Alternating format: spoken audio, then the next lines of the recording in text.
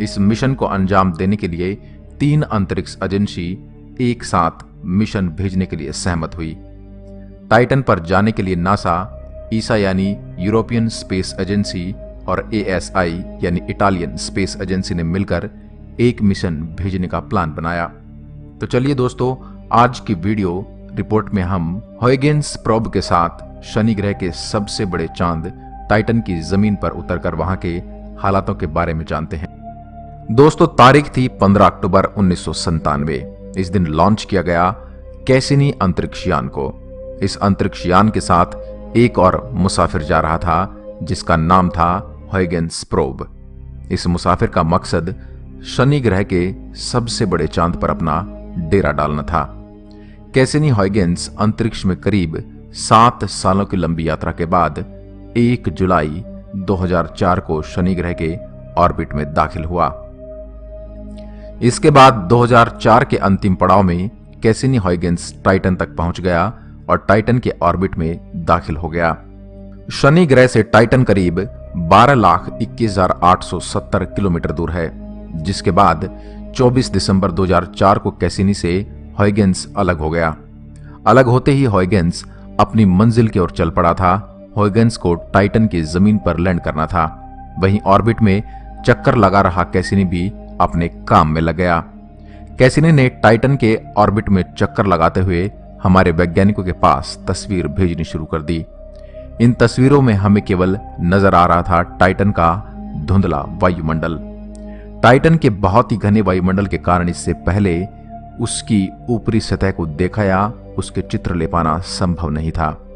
लेकिन वैज्ञानिकों ने कैसिनी में लगे हुए क्वालिटी रडार कैमरों की मदद से वायुमंडल के नीचे झांकने की कोशिश की, तो वैज्ञानिकों को कुछ गहरे और लाल रंग के धब्बे नजर आ रहे थे जो दिखने में किसी समुद्र या महाद्वीप की तरह लग रहे थे।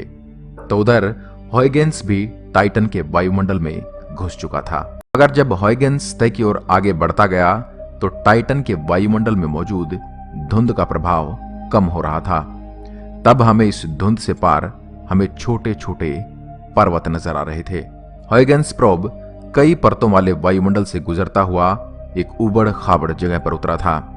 वायुमंडल में गुजरते समय उसे बिजली कौंधने के भी संकेत मिले थे। लैंड होते ही इसके बचे 3 उपकरणों ने काम करना शुरू कर दिया और इस मुसाफिर ने टाइटन पर पृथ्वी की जैसी जमीन को दिखाया। हॉयगेन्स द्वारा मिली डेटा के अनुसार हमें पता चला कि टाइटन की जमीन पर लिक्विड रिवर बहती है और इस पर पृथ्वी की तरह ही महासागर, झील व नदियां मौजूद हैं। मगर वैज्ञानिक इस बात को जानकर हैरान थे क्योंकि टाइटन सूर्य से करीब 1.4 अरब किलोमीटर दूर है, जिसकी सतह का तापमान -179 डिग्री सेल्सियस है। इस तापमान में पानी का लिक्विड फॉर्म में रहना असंभव है। टाइटन का एटमॉस्फेयर 98.4% नाइट्रोजन, 1.4% मीथेन, साथ ही 0.1% हाइड्रोजन गैस से मिलकर बना हुआ था।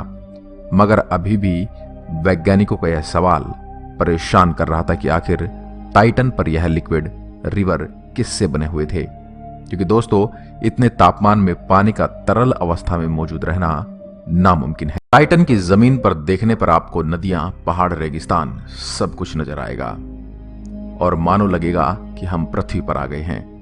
लेकिन वह पृथ्वी से बिल्कुल अलग है। यह पृथ्वी से बिल्कुल ही अलग दुनिया है।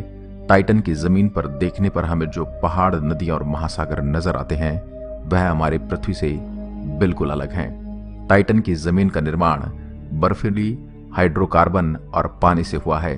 टाइटन पर बने यह सब पहाड़ बर्फीले हैं। टाइटन पर पानी एक सॉलिड चट्टान के रूप में है और मीथेन लिक्विड फॉर्म में रहती है। हॉयगेन्स ने टाइटन के एटमॉस्फेयर को केवल 4 घंटे के लिए ही स्टडी किया था, लेकिन इतने कम टाइम में ही इस अंतरिक्ष मुसाफिर ने बहुत कुछ जानकारियां दी थी। उस मिशन से हमें इतना डेटा प्राप्त हुआ कि उनका इस्तेमाल हम आज भी रिसर्च के लिए इस्तेमाल करते हैं। इस प्रोब से हमें जो टाइटन के बारे में डेटा मिला था वह डेटा उसी जगह का था जहां पर यह प्रोब उतरा था। क्या पता, हो सकता है टाइटन के किसी कोने में जीवन पनप रहा हो और हमें उसके बारे में जानकारी न हो।